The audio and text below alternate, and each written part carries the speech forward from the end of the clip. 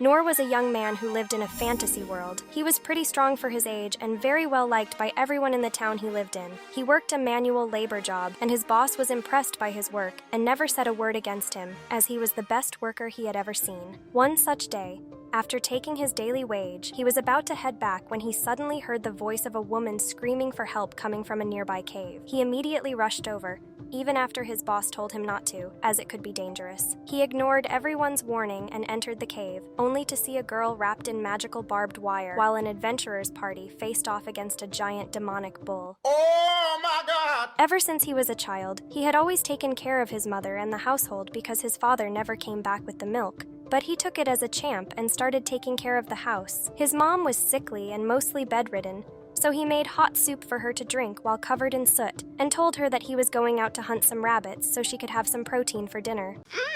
So good and tasty? His mother cleaned his face while apologizing for not being able to give him anything in life, but Noor put on a brave face and told her he didn't need anything anyway. Later that night, he prepared a hearty rabbit stew for his mom, but when he came back to feed her, she had already passed away from this world. Let's take 2 seconds of prayer for her, and meanwhile doing that, you should subscribe to my channel. Now, poor Noor had no one to call family in this world. He buried his mother outside the house but decided that he couldn't be weak and cry. He started living alone, tending to the garden, catching game, and taking care of the farm animals. He studied inside his room after thoroughly cleaning it. He trained his body by catching wild fish, carrying heavy loads on the mountains, and eating lots of protein every day. One night, due to loneliness, he climbed on top of a chair and took out an old dusty storybook and started reading it. This took him way back as he remembered the time when his family was whole, and his father would tell him tales about mighty adventurers who fought colossal dragons, learned magic from wizards, lifted curses in the haunted forest, and fought against an army of elves. These stories always fascinated him, as his father would tell him that the duty of an adventurer is to protect weak people and make sure they are never hurt. This gave him inspiration to do something with his life. And the next day, after tending to the animals, he got ready to leave his home and move towards the city to try and be an adventurer. He stayed in the forest at night with a campfire, and by the next morning, he arrived at the beautiful city of his kingdom. He entered the giant main gate and was completely blown away to see the number of people roaming around the markets, selling their goods, and people buying swords and fruits at the same place. While walking, he noticed a man with a sword and decided to follow him, which led him to the Adventurers Guild. He entered the establishment to find a big, burly man at the reception instead of a thick, furry girl. Disappointed, he told the man that he was there to be an adventurer, but the man brushed him off by saying that this was no place for kids, and he should think about his parents. Noor replied that his parents were dead, which caught the fatty's attention. It was at this moment he knew. He f***ed up. And he told him to drop by the training school first. Noor seemed confused, but the fatty told him that to join a guild, he needed to pick a school, go through basic training, pick his class and skills, and only after graduating could he become an adventurer. Noor was happy for the information, and excitedly headed over to a school with the aim to become the strongest swordsman. He enrolled and started training in the way of the sword, but even after several weeks, while every other student started awakening their magical potential, Noor still had no magical abilities. He kept practicing, and several months passed by, after which the instructor told him that he didn't have the talent and was wasting his time there. He told him to join a different school, as he was definitely not fit to be a swordsman. Noor didn't give up and found the school and decided to train as a warrior. He started training under a big, fat redhead. But even after going through intense training for several months, the redhead told him that he didn't have the talent for it, as all he had learned was how to parry attacks. He then went through several different schools, first as a hunter, but he got kicked out. After that, he tried to become a thief but got rejected as he had no talent for it. He then went to become a magician, but failed in that too. Finally, he decided to become a healer but failed and returned back disappointed. The fatty was shocked to learn that even after spending months at every school, he hadn't learned a single thing, and told him that, unfortunately, there was nothing he could do to become an adventurer. Disappointed in himself, Noor left the city and returned back to his cottage in the woods. However, he decided that he was not going to admit defeat, and created his own training setup with a sword. He decided to perfect the one move that he had learned, which was to parry and deflect attacks aimed at him. He spent days perfecting it, day and night, and finally, after a year of rigorous training, he became strong enough to parry 10 attacks at once. He decided to keep training, and 3 years passed by, after which he managed to parry 100 swords at once but gained no new skills. He keeps training endlessly to the point where his sword breaks. 14 years pass by as he realizes that, in these past years, he has trained every single day and is now able to parry 1,000 swords at once without fail. Despite putting in this much hard work, he doesn't gain any new skills but still decides to head over to the Adventurers Guild once more. This time, he meets with a young girl who looks at his skill set, only to advise him to visit the training school. Noor tells her that he has already been through them, which surprises the girl as she tells him that he doesn't have any skills to make him an adventurer. You serious? Noor gets disheartened once again when the fatty comes out and barely recognizes him. They sit down to talk over some beer, when Noor tells him about his training for the past years. Fatty tells him that there are ranks in an adventurer from E to S, but even to become E rank, you need at least one skill, which Noor doesn't have. Noor gets sad, but Fatty tells him that not many people know, but there is another rank below E, which is F. There are some limitations for F-rank adventurers, as they can't take kill quests or work in the forests outside the city. They can only take odd manual labor jobs in the city, but no one would really want to do that. To his surprise, Noor immediately accepts and finally gets his adventurer's license. He starts doing odd jobs around the city, like carrying heavy loads, finding lost cats, and keeps training every single night. He also takes nursing jobs and takes care of old people by cooking for them. While doing all this, he keeps training and seems to be happy working as an adventurer who can actually help people. Finally, we come back to the present, where the giant bull walks towards the adventurers and smashes the leader with his axe, who flies into the wall. Noor quickly checks him, only to find out that he is dead. He looks back to see the other guys getting skewered by the bull as he kills every single person in the area effortlessly, before moving his eyes onto the white-haired girl. Oh my God! Noor's body immediately jumps into action as he throws a rock at him and diverts the attention before running away. The monster chases him with surprising quickness,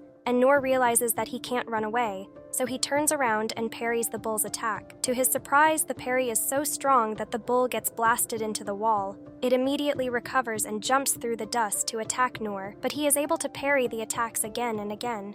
He realizes that if he misses a single parry, he is as good as dead. He tries to find an opening but realizes that he doesn't have a single offensive skill to actually land an attack. His sword starts chipping, but the demon turns towards the girl and rushes towards her. Noor immediately uses his feather step ability, which increases his speed to appear before the bull and deflects the attack once again at the cost of his own sword. He remembers his father telling him that an adventurer defends the weak even at the cost of his own life, so he stands his ground, even with a broken sword. And this time when the monster attacks, Noor parries with all his might, which deflects the axe so much that it bounces back and chops the head of the bull cleanly before getting stuck in the rocks. The girl is utterly shocked as blood splatters all around the area, but the magical barbed wire disappears from her body. He falls to the ground, looking at his sword, which shatters and realizes how close of a call it was. The girl immediately thanks him for saving her life and asks his name, but Noor replies that his name isn't worth remembering and walks back outside. He walks through the streets, thinking about how he almost got killed by a giant cow, and realizes that he needs to train even more if he is to truly become an adventurer who can protect people. After Noor is gone, the dungeon gets filled with the white-haired woman's guards, as she turns out to be Lynn Clay of a noble family. Her personal guard arrives and watches the dead minotaur being inspected by the scientists, while Clay's guards lay dead on the ground covered by a white cloth. She immediately apologizes for not being there for her protection, but she tells him not to worry about it as it wasn't her fault. A little while later, another man named Dar enters and asks whether she is fine, and about the details of what happened here.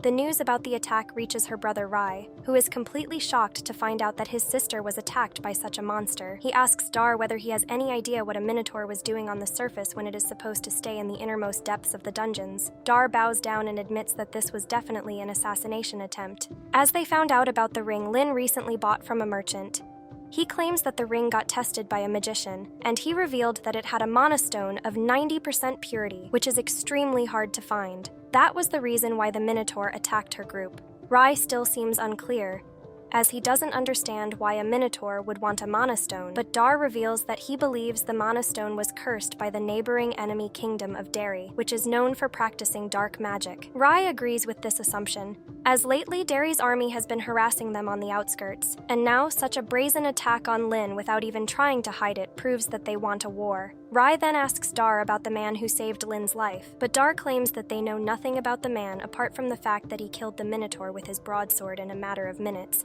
but escaped quickly afterward without even telling his name to Lin. The next morning, Noor goes into the guild as if nothing happened when the fatty immediately walks up to him, asking if he is fine. Noor seems confused, so Fatty explains that last night a deadly monster emerged in the caves near his construction site, and that's why he was worried. Noor has no idea that Fatty is talking about the minotaur that he killed last night, as he thought it must be a low-level cow monster since he managed to defeat it. Fatty tells Noor that he is lucky that he left beforehand because even a former A-ranked adventurer like him couldn't have done anything against such a strong beast. Noor wipes the dirt from his face and wonders what kind of monster it could be that even an A-ranked adventurer is scared of it, and then thanks God that he only faced off against a giant cow. Noor asks what happened to the monster, and Fatty replies that some mystery man ended up killing the beast in a single blow, which really shocks Noor, as he wonders how strong that man must be to kill such a monster, not realizing that he is the man Fatty is talking about. Later, Fatty gives him his pay for the day, but tells him to get a real job as well, otherwise he won't be able to earn much.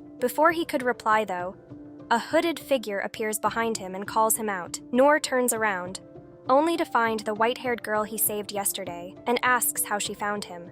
She apologizes for following him, but claims that she used her long-distance detection skill to find him. He asks whether she learned it from the thief schools, but she claims that she is from the magician branch but has equal skills in all the 6 branches. Lin notices that she is drawing way too much attention and asks Noor whether they can talk somewhere more private, but before he could reply, Fatty grabs him and asks what the hell he did. Noor replies that he didn't do anything wrong, while Lin deploys a soundproof barrier and asks him to come with her. They both exit the building and walk through the streets to a desolate area, where she tells him that she really wanted to thank him, as not only did he save her life, but he also saved the lives of a lot of citizens. Noor still doesn't know how strong he is, so he claims that she is so talented, and he must have ruined her plans by butting his head in between. She tells him that it's not true. In fact, if he didn't come to her aid, she would have probably died there. She then claims that she wants to reward him for his help, but Noor immediately replies that her gratitude is enough. Lin, however, is not so easily pushed away, and she tells him that she is a person of status here, and even her father would like to thank him personally. He again refuses, which shocks Lin, who has no idea why a man would refuse a reward from a noble. She asks whether there is anything troubling him, and even claims that her father will give him a lot of land if he wants it, but Noor keeps rejecting her offers. He tells her that he doesn't need anything from her, which makes her tear up as she feels obligated to repay him for his help. She tells him that she won't move from this place till he accepts her gratitude, which reminds him of the time when he did the same to one of the instructors of the healing school branch. He finally gives in, and agrees to meet with her father, but refuses to take any over-the-top rewards. This makes her happy enough, and she uses magic to conceal both herself and him as they walk through the city back to her mansion. When they finally reach her house, Noor is completely shocked, as he has never seen such a big and lavish place. They walk by the guards and enter inside, while Noor wonders whether this girl is a noble if she is so rich. On the way, they end up running into her personal guard, Eni, who looks at him suspiciously and asks who he is. Lin tells her that this is the man who saved her life, and she immediately softens up, claiming that she will take them to the Lord. They follow Eni through the gallery when Noor spots a guy wearing yellow armor waiting by the window, and he immediately jumps into action, spinning his lance before pointing it towards Noor and asking who the hell he is. Eni tells him to back off, as he is Lin's guest. But this Pikachu-looking asshat ends up making fun of Noor for looking poor. Eni introduces him as Gil, and asks him to accompany them into the room, as she still doesn't fully trust Noor. They wait outside the hall, as Lin's father, Clay, was talking to his son about the chances of war increasing, as they remember the last time they met with the King of Derry, who ended up insulting them and threatened to wage war against them if they didn't give them access to all the dungeons in their kingdom. Soon, the door opens, and they all enter the hall, while both Eni and Gil drop to one knee in front of their lord.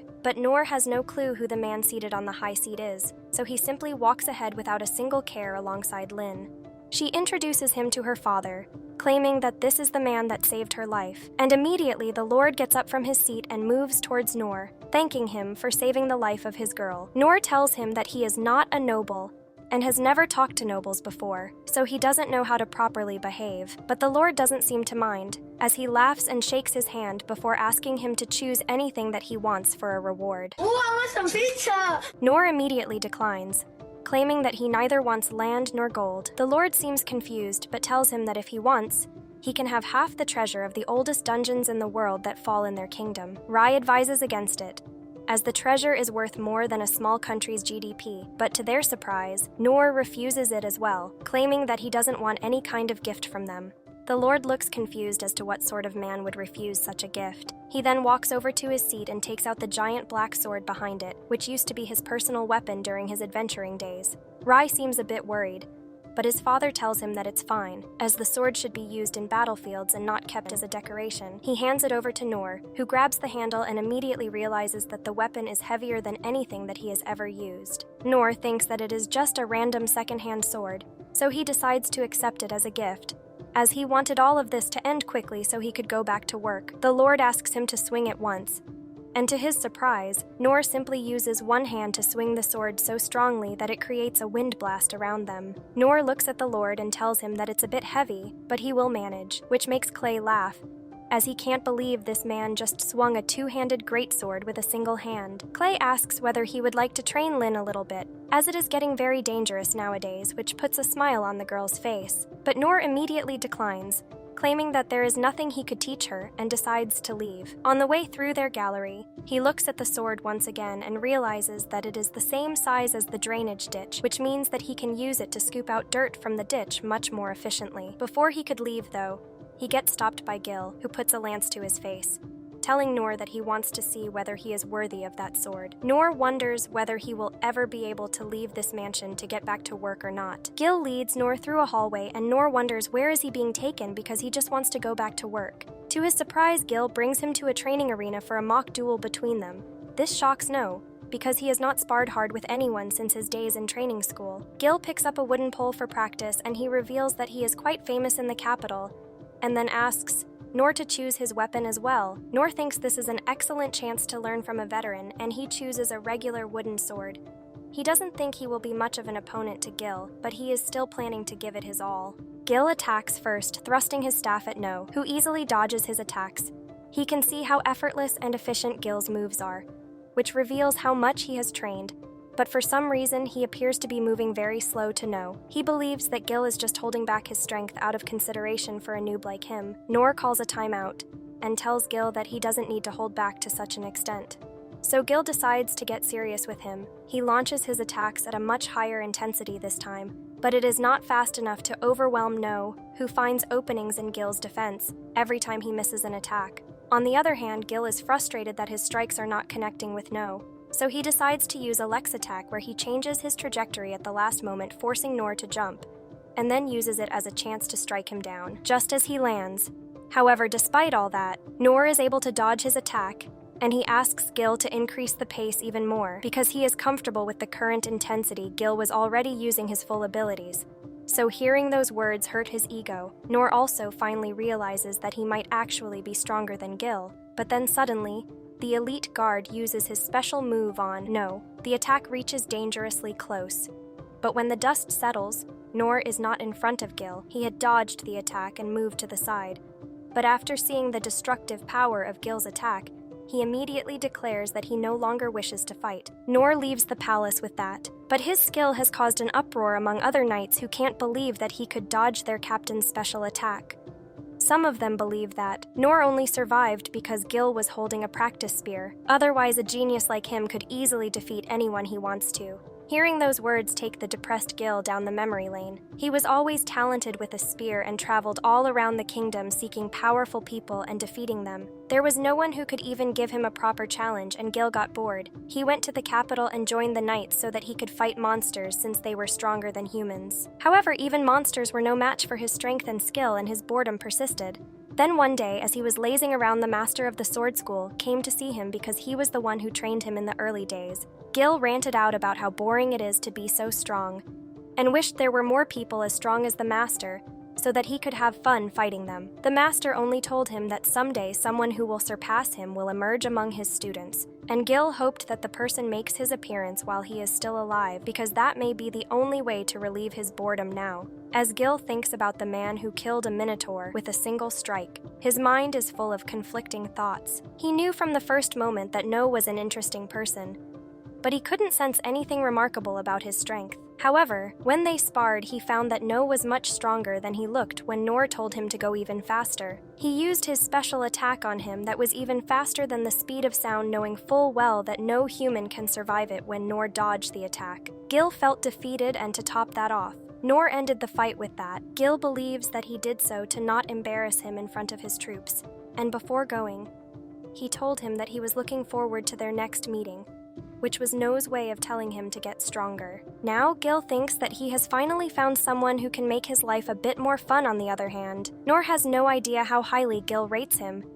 He used his body strengthening and feather step skill earlier to evade his ultimate attack at the last moment, and if he was only 1 moment late, he would have died. He thinks Gil adjusted the speed of his attack on purpose so that he could only barely dodge it, and he is grateful to him for showing him that he still needs a lot of training. The next day, Nor begins cleaning drains using the treasured sword he received from the king, and he is absolutely stunned by how good the sword performs. Later, he is sitting in the forest, because his job at the construction site was suspended because of the Minotaur incident.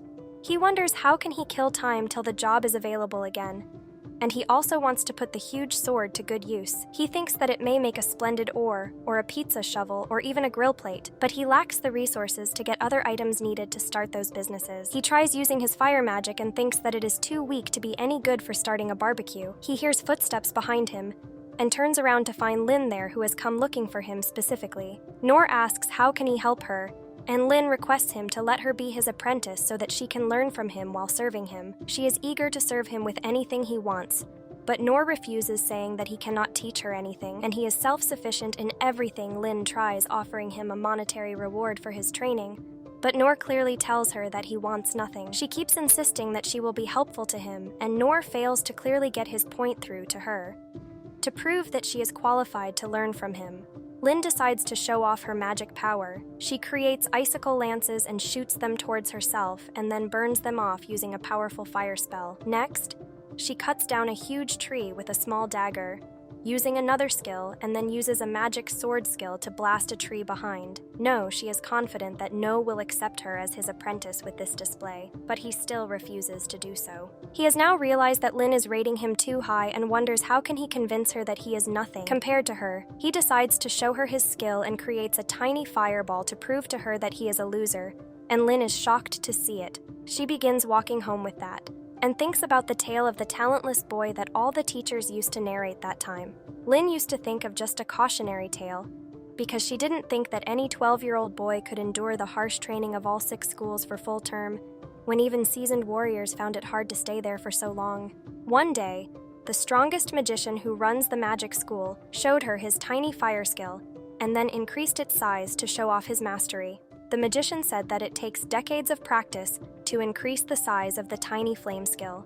That is why, when Nor showed Lin his tiny fire today, she was left speechless because it was much larger than the strongest magician in the world. He told her that this is all he can manage, and that his skill in other branches is at the same level as well. Only Lin knew that the size of the small fire spoke volumes about Nor's ability, and she concluded that he was a peerless master in the other branches as well. Now, she is ashamed that she was proud of her high-level skills that she just learned recently. She thinks that despite being exponentially stronger than her, Nor never boasts about his power, and he does even the most mundane tasks to help others. She thinks that Nor's mind and character are as strong as his body, and that he cannot be fazed by anything. As the princess, she will have to lead the kingdom alongside her brother one day, and for that, she needs to be strong. She wants to learn how to become strong from Nor, and for that reason she once again reaches out to him.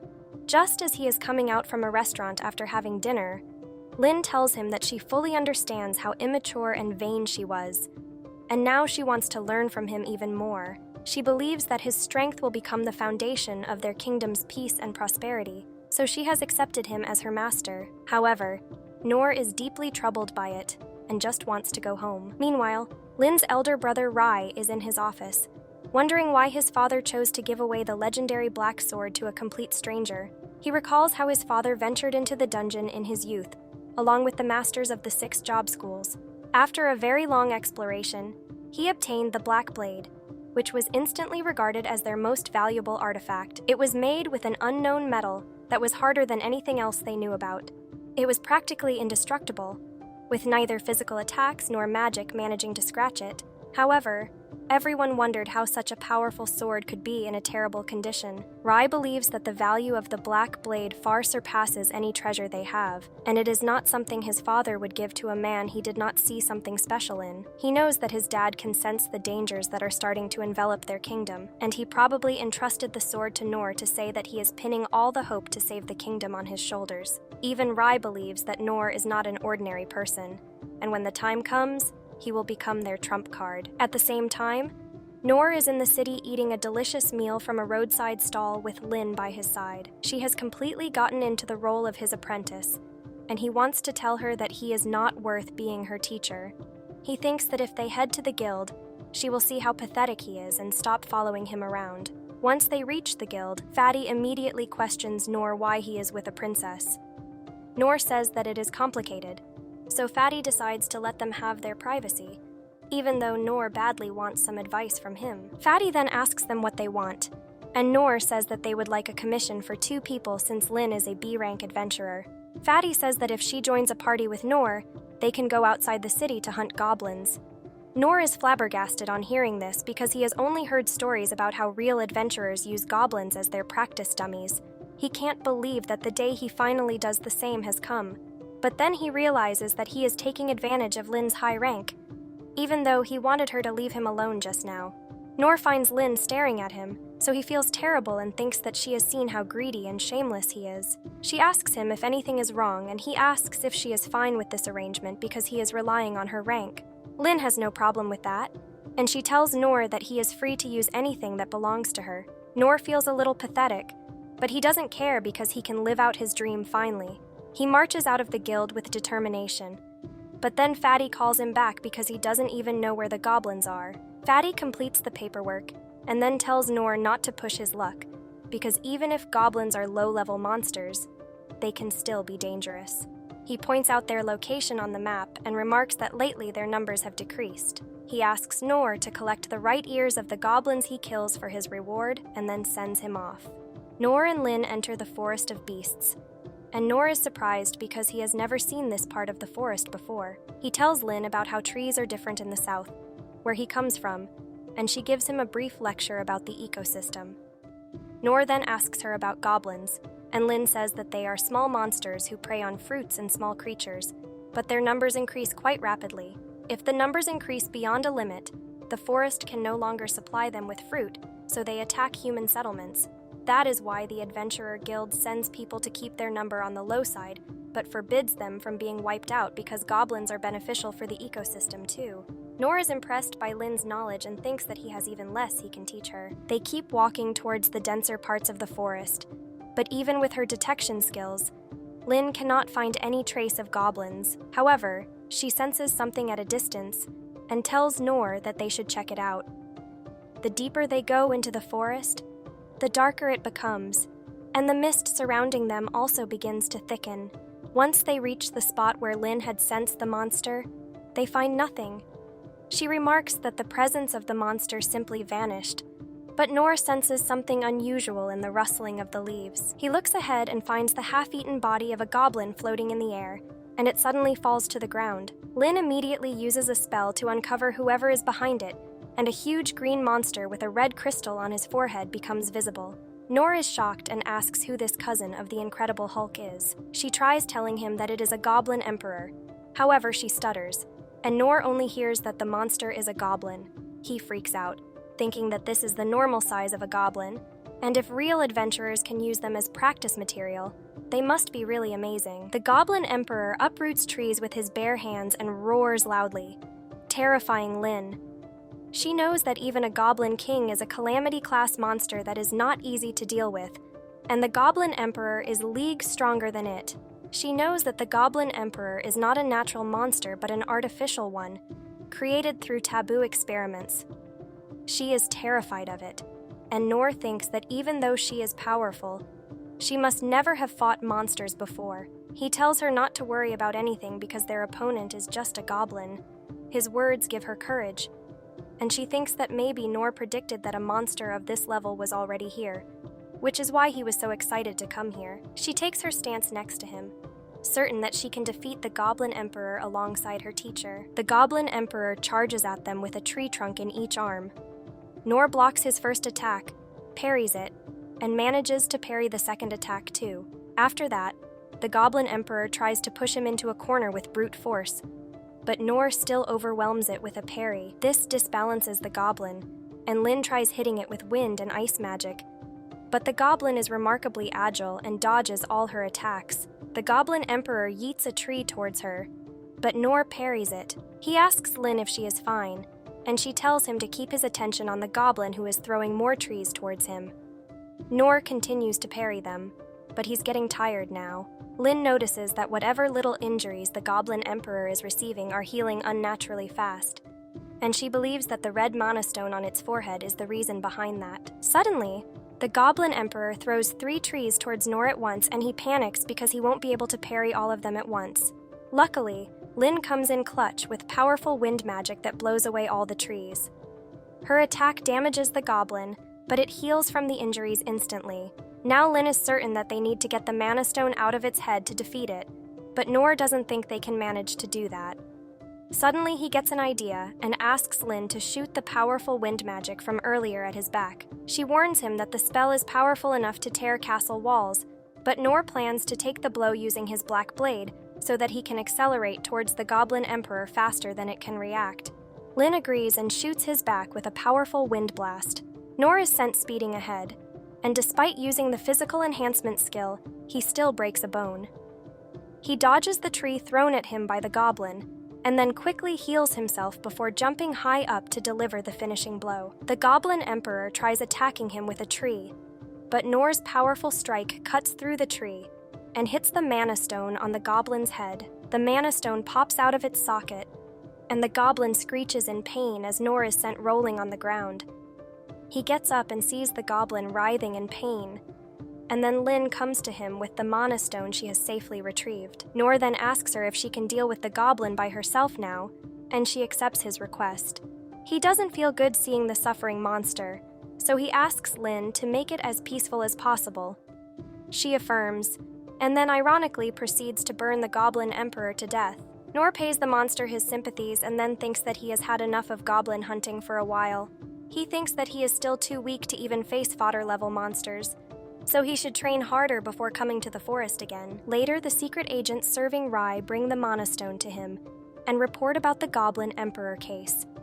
Just by seeing the purity and size of the mana stone, Rai knows that it is the work of the Magic Empire. He also learns that Lin and Noor managed to defeat the enormously powerful monster with just a few scratches. However, what shocks him the most is how a huge monster like that could be brought into their kingdom without their guards and secret service noticing it. He asks his agents to look out for such irregularities across the nearby cities and dismisses them. At the same time, Noor and Lin are reporting to Fatty at the guild, who asks Noor how he feels after his first monster hunt. Noor is still holding fast to the belief that he just fought a normal goblin, so he tells Fatty that it was harder than he thought it would be, and they only won thanks to Lin. She becomes a fan of his modesty, and Fatty also thinks that Noor just watched from behind while the princess fought the goblin. He gets a bit suspicious on hearing about the red mana stone on its forehead and asks if it was really a goblin. Noor turns to Lin for confirmation, and she replies that since her teacher called it a goblin, it was just that, and nothing more. Fatty is content with thinking that it was a rare monster, and then asks them to hand over the proof of their kill. Noor and Lin suddenly realize that they forgot to collect the goblin's ear before burning it whole. If you liked this video, then subscribe to my channel and watch my other recaps. Bye for now, everyone. See you in the next one.